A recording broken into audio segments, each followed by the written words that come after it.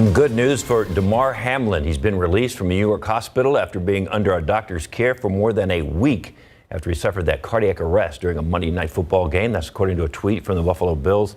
The 24-year-old Bills safety had been showing signs that he's quickly on the mend. Hamlin was taken to the hospital after his heart suddenly stopped after a tackle during a game against the Cincinnati Bengals. More people are being diagnosed with COVID-19. In fact, the virus is once again showing signs of a winter surge. CNN's Mandy Gaither has more on the latest concern and why health experts are urging people to stay vigilant. In the U.S., flu season's still in full swing, but as rates for this virus trend down, the number of COVID-19 cases is ticking up. This is a new emerging subvariant, and it has risen very quickly across the country. 1 in 5 Americans now live in a county the CDC considers to have a high community level of COVID-19, but only about 15% of those eligible for an updated booster have gotten it, and about 20% of people in the U.S. are completely unvaccinated against COVID-19. People who have gotten that updated bivalent booster, all the evidence so far suggests that they're still protected against even this XBB.1.5. That Omicron subvariant has quickly taken hold in the Northeast, and health experts are watching to see if it will spread to other parts of the country too. With at-home rapid tests and cases not being reported, the exact COVID-19 burden on the U.S. is unclear. However, some data suggests viral levels in wastewater are increasing. Hospitalization numbers have now surpassed last summer's BA.5 wave, and seniors are being hit particularly hard. Obviously, right now, COVID is the thing that is increasing that we need to pay most attention to. For Health Minute, I'm Mandy Gaither.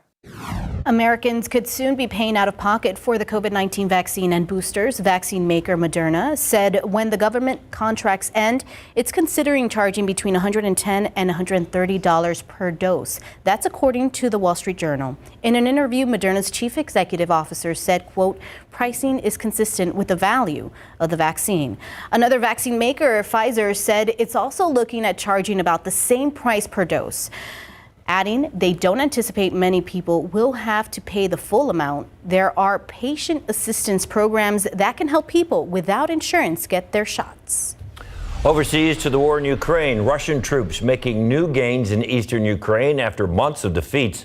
Russia claims it captured territory in the Soledar. Fighting there has left the town a smoldering ruin. In other areas, the shelling is just about constant.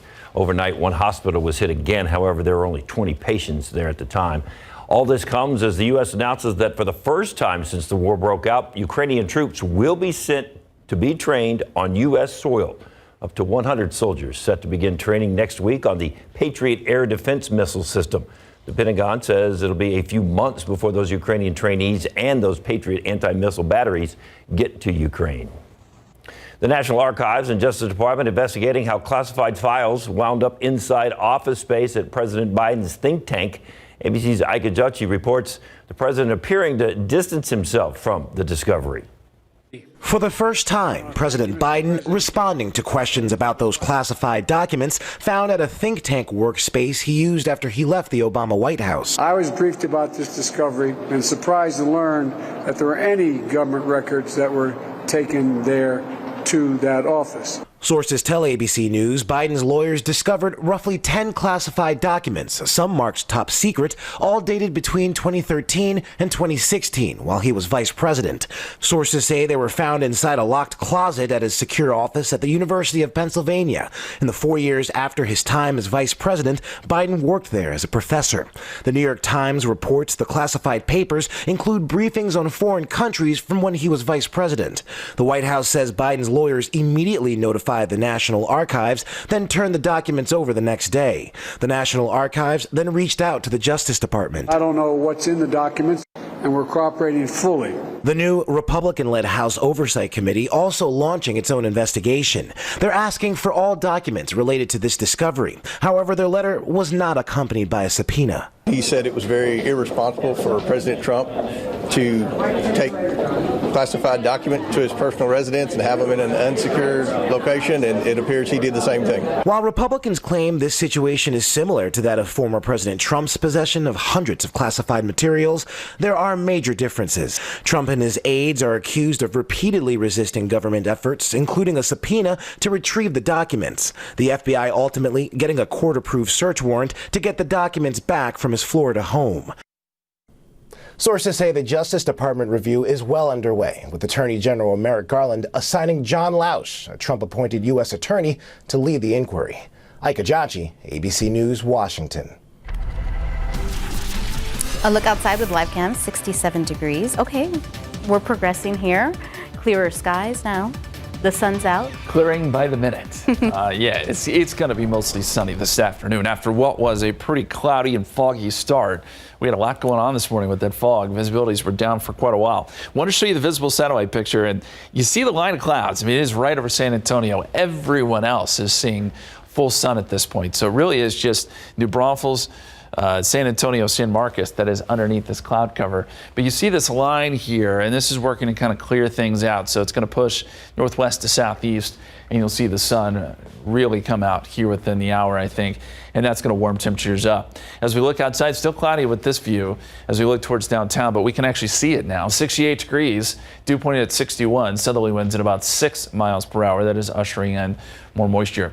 So your KSAT 12-hour forecast, we'll go 76 at 2 o'clock, 79 3 p.m., up to 80 for a high today, and then down into the 70s this evening. So it'll be a warm evening. Things change, though, overnight after midnight.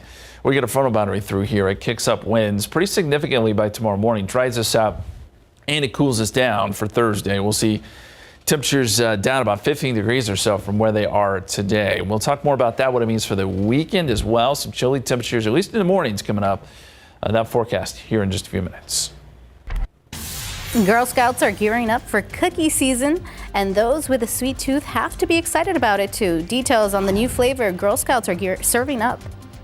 And a former Aggie quarterback headed here to San Antonio to play for Incarnate Word. Leah Ramirez with the details on that coming up in sports. Disney's making some changes that could lure more customers to the happiest place on earth. How it could save folks money on their next trip to the theme park.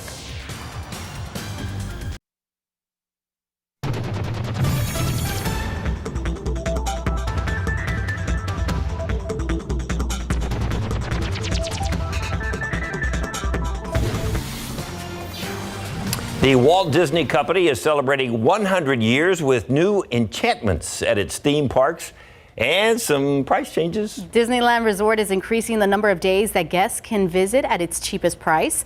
The 104 one-day, one-park admission price will be available on more days, nearly 2 months worth over the coming year. The move comes after a series of price hikes at Disney's California and Florida parks, and there are other changes. All ticketed guests will soon be able to download all PhotoPass or attraction photos for free on the Disneyland app. Oh, but that's not all. At Walt Disney World in Florida, free self-parking is coming back to resort hotels. That can save guests between $15 and $25 a night. And in this coming month, pass holders will be able to visit their favorite parks after 2 p.m. without a reservation. Girl Scout cookie season is right around the corner. New flavors. This year, the National Girl Scouts have a new sponsor and a new cookie.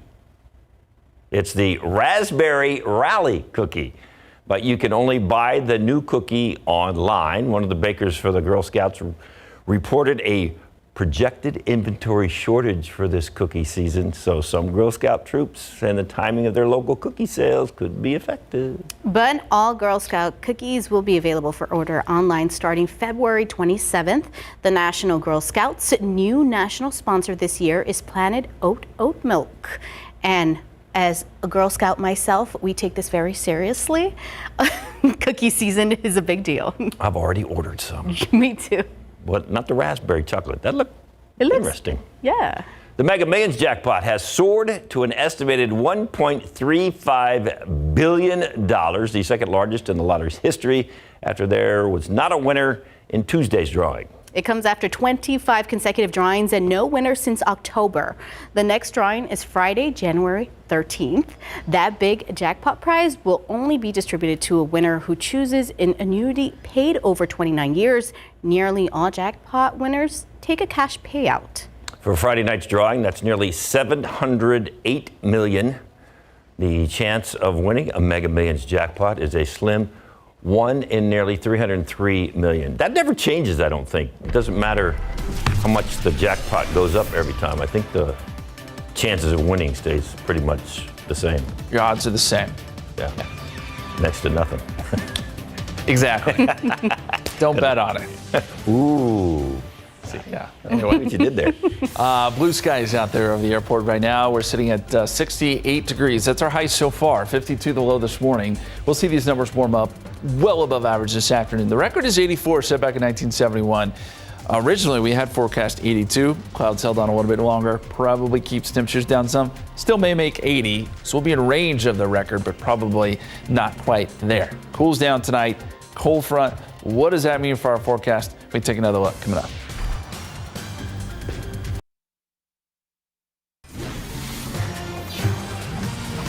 Looking nice outside right now, but woo, I guess we ought to be battening down the hatches come midnight or so, huh? Don't put away those sweaters for sure. It is going to get a little chillier tomorrow. You know, it's unfortunate. These fronts, they don't give us any rain. They just want to come through and bring us gusty winds, and that's it. It's not really fair. We need some rain in the worst way, but all we're going to get out of this next front, at least tonight, is going to be some of those gusty winds going into tomorrow morning. We start with the satellite picture, though. Update on those clouds. That clearing line is making its way through San Antonio at a pretty quick clip. So clearing again soon. It has made it to 410, that clearing line. It's right there. Should be into downtown here within the next half hour or so. I mean, we've been waiting on the sun to pop out. It's going to make for a pretty warm day. Underneath the clouds, we've been stuck in the 60s. Everyone else is in the 70s. I mean, Kerrville's closing in on 80 degrees already. We'll catch up. We'll have to play some catch up once the sun comes out, but we'll likely be up near 80 as well. 79 Victoria, 79 Victoria, or 79 Kennedy, 79 Victoria, there we go. 76 in Gonzales, still a few clouds there as well. And as we look a little closer in, still 60s where those clouds are, but the sun makes such a huge difference. It's 74 in Hello to 74 in Rio Medina, where it is now sunny, 75 in Divine. As we go outside for you, we've been seeing more and more of downtown, so that tells us the clearing is happening. We can actually see it now. 67 degrees, southerly winds at about 8 miles per hour. That's measured at the airport. We'll be up near 80 by 4 o'clock. Mostly sunny. Tonight, temperatures in the 70s, clear skies, with maybe a few clouds as our front works in, and that is scheduled to happen around 2 a.m. or so. And then after that, we get the cooler readings and we start to get some of those gusty winds kicking in.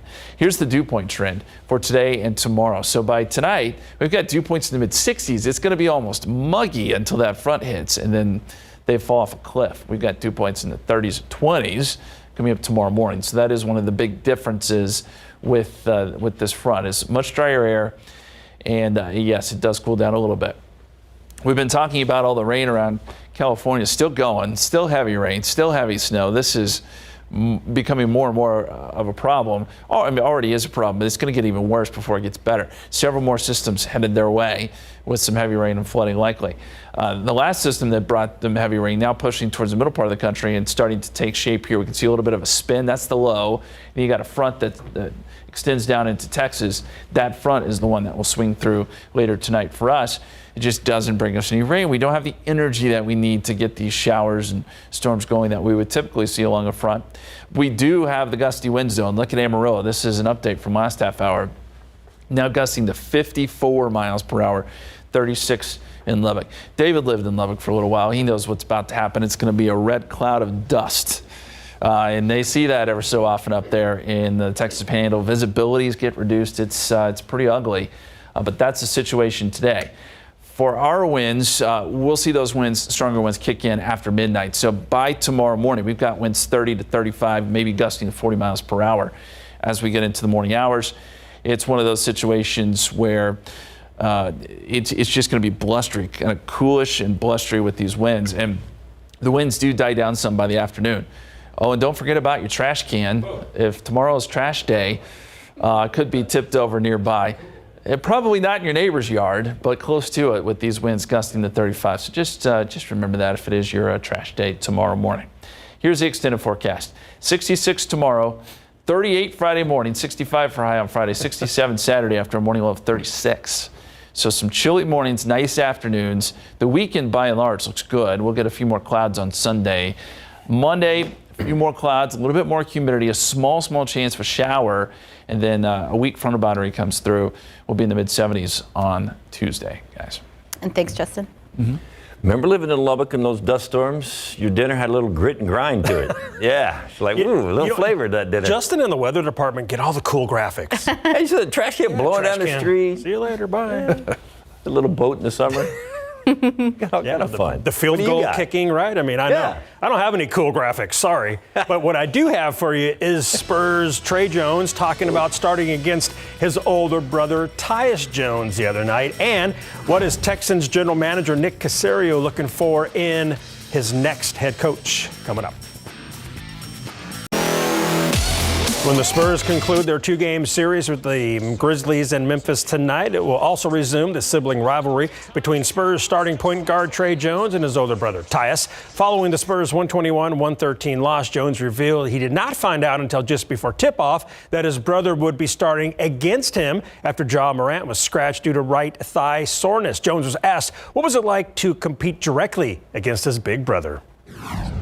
Being able to go against someone like that, someone, I've looked up to my whole life, both on and off the court.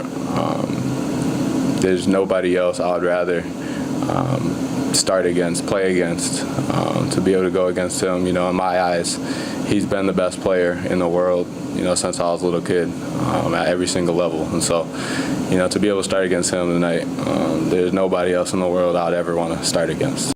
He loves his big bro. That's awesome. The Grizzlies will host the Spurs tonight at 7, and Ja Morant is not listed on the Grizzlies injury report. Pro football coverage powered by Davis Law Firm. For the second straight season, the Houston Texans are on the market for a new head coach. They fired Lovie Smith after just one season following the team's 3-13-1 finish. The brain trust of owner Cal McNair and general manager Nick Caserio making that decision hours after their season came to an end after beating the Colts 32-31, giving the Chicago Bears the #1 overall draft pick in the next NFL draft. So where do the Texans go from here after their second worst season in franchise history? Our commitment is to find the best people, to utilize the resources that we have, to try to continue to move this program along in a positive direction. Say we've made some strides and some progress. We put ourselves in a decent position. I think that's the best way to summarize it. I think it's important, and nobody wants to hear words. It's about action, and nobody's going to be happy until we have results behind that action. So that's the most important thing.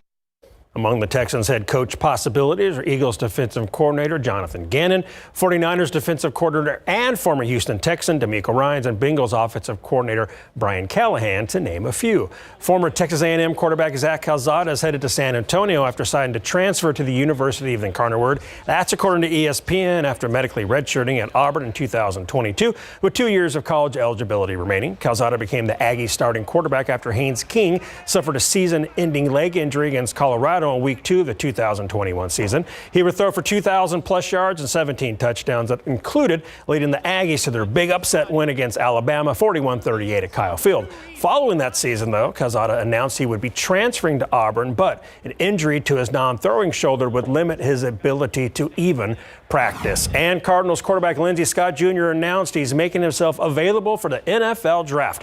That's after the Walter Payton Award winner led the Cardinals to the FCS semifinals, where they lost to North Dakota State 35-32. And in a different note, Buffalo Bills safety Demar Hamlin was discharged from a Buffalo hospital this morning. How awesome is that? That is great news. Yep. Fantastic.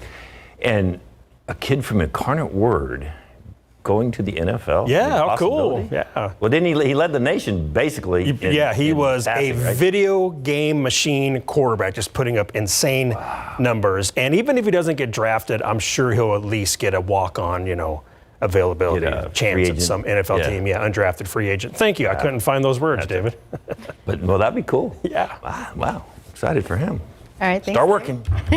Get that goal. Speaking of excitement, Our friends at SA Live, always excitement over there. Yes, all right. And living healthier in the new year may be one of your resolutions. And there's a place in town that will deliver healthy meals right to you. Yep, David McGarity from Fuel Feed is here. And you've got a couple of great tips about eating healthy. And it's not necessarily what you eat, but how much, right? Absolutely. Okay. Portion control, portion control, portion control. So don't fill your plate up, little tiny bit. And plus you said because it doesn't matter how much you work out, right? 100%. Abs are made in the kitchen. Not the gym. Not in the gym. She's 100% right. Guess I got to get in the kitchen to get some abs going here one of these days. So. All right. And Jen takes us to Johnson City, from wine tasting in a dungeon and a new hotel where every room has a fun theme. She checks it out for you. All right, everything is robotics and computers and all that, and we have got some robotics pros here as well. Yes, they're not even in high school yet, but we're going to update you on how they did on an international competition and what they're working on now that could help you in the future. Yes, indeed. This is so simple, but so amazing. You are going to absolutely love this. All right. Would you like to help out men and women in uniform, not only around the country, but around the world? And at the same time, you might do a little spring cleaning around your house. We'll tell you about that, how you can donate. It's something they really, really enjoy.